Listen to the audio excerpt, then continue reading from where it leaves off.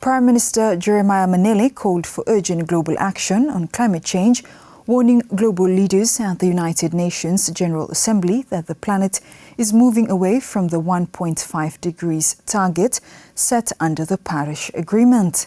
Alex Dadamu reports. Prime Minister Jeremiah Manele calls for urgent global action on the issue of climate change when delivering his statement at the 80th session of the United Nations General Assembly in New York yesterday. Prime Minister Manele highlighted the escalating impacts of climate change and the recent landmark advisory opinion from the International Court of Justice, ICJ.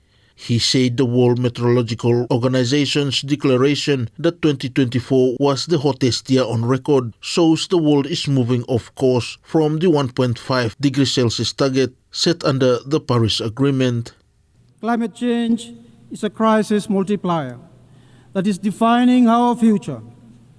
The World Meteorological Organization declared 2024 was the warmest year on record.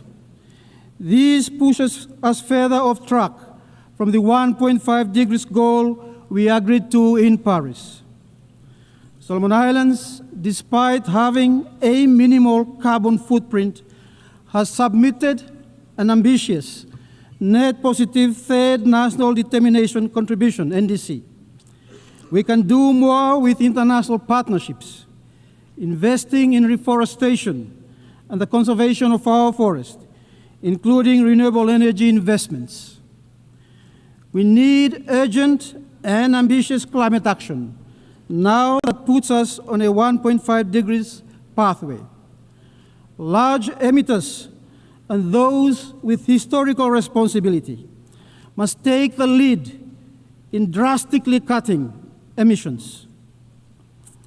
Contrary to what we heard here a few days ago, the science on climate is clear, and my people are suffering from it.